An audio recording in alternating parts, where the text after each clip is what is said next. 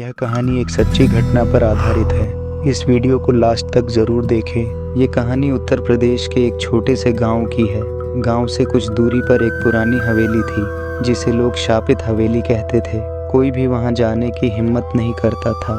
गांव के बुजुर्ग कहते थे कि वहां भूतों का साया रहता है। लोगों का कहना था कि जो भी उस हवेली में गया वो या तो गायब हो गया या फिर पागल होकर ही लौटा। गांव में साक्षी नाम की एक लड़की रहती थी।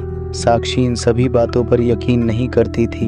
साक्षी ने एक दिन सोची उस हवेली के बारे में। साक्षी ने सोच लिया था कि वह इस हवेली का सच दुनिया के सामने लाएगी। रात का समय था, ठंडी हवा चल रही थी, चारों ओर घना अंधेरा ही अंधेरा था। साक्षी ने अपने दोस्त विक्रम को साथ लिया और दोनों हवेली की तरफ निकल चुके। हवेली बेहद पुरानी और जर्जर हालत में थी।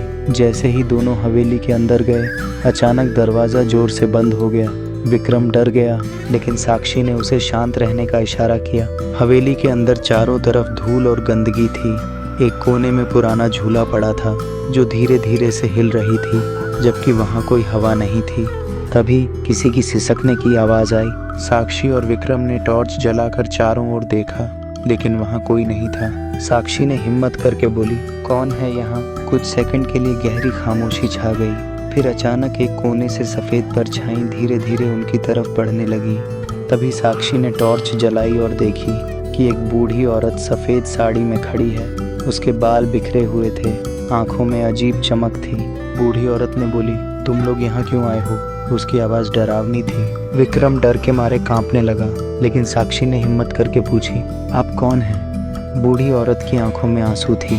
उसने जवाब दिया, मेरा नाम सुगंधा है और मैं मर चुकी हूँ। यह सुनकर साक्षी और विक्रम के होश उड़ गए। सुगंधा ने बोली, तुम दोनों यहाँ से चले जाओ। साक्षी ने डरती हुई हिम्मत से बोली, देखिए आप कौन हैं? आप मुझे बताइए। मैं यहाँ आपको दुखी या परेशान करने नहीं आई हूँ। मेरा यहाँ आने का मकसद यही है कि इस हवेली का सच, इस हवेली का रहस्य मैं जानना चाहती हूँ।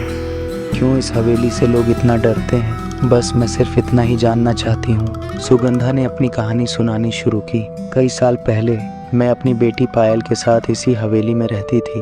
मेरे पति की मौत के बाद हम दोनों अकेले थे, लेकिन गांव के कुछ लालची लोगों की नज़र हमारी हवेली पर थी। एक रात उन्होंने मेरी बेटी को हवेली के एक कमरे में बंद कर दिया और जिंदा जला दिया। जब मैंने उन्हें रोकने की कोशिश की तो उन्होंने मुझे भी बेरहमी से मार दिया। अब मैं और मेरी बेटी इस हवेली में भटक रही हूँ। कोई हमारी चीखें नहीं सुनता, कोई हमारी दर्द नहीं समझता। मैं बस इतना चाहती हूँ कि मेरी बेटी को इंसाफ मिले। साक्षी की आंखों में आंसू आ गई। साक्षी ने सुगंधा की आत्मा से वादा किया, मैं आपको और आपकी बेटी को इंसाफ दिलाऊंगी। अगले दिन साक्षी ने गांव के बुजुर्गों और पुलिस को हवेली में लेकर आई। पुलिस को यकीन नहीं हो रहा था, लेकिन जब हवेली की खुदाई की गई तो वहां से कुछ ऐसा मिला जिसे देखकर सभी को होश उड़ गए। हवेली के एक कमरे से एक कंकाल मिला जो पायल की थी। पुलिस ने जांच शुरू की और आखिरकार गांव के कुछ पुराने लोग गिरफ्तार हुए। उन्होंने अपना गुनाह कबूल कर लिए। गांव वाले हैरान थे। जिसे वे भूतिया हवेली मान रहे थे, वहां असल में एक माँ और उसकी बेटी की दर्दनाक कहानी दबी हुई थी। फिर उसी रात साक्षी ने सपना देखी कि सुगंधा मुस्कुरा रही है और उसकी आत्मा धीरे धीरे रोशनी में बदल रही है और बोल रही है, अब मैं आज़ाद हूँ, शुक्रिया। और फिर सुगंधा धीरे धीरे एक रोशनी के अंदर चली गई। उस दिन के बाद गांव में उस हवेली को भूतिया हवेली नहीं माना गया, लेकिन लोग आज भी इस घटना को याद करके साक्षी की बहादुरी की मिसाल देते हैं। कभी कभी जो चीज़ें हमें डरावनी लगती हैं, उनके पीछे कोई दर्दनाक सच्चाई छुपी होती है। अगर आपको यह कहानी पसंद आई हो तो इसे दूसरों के साथ ज़रूर शेयर करें।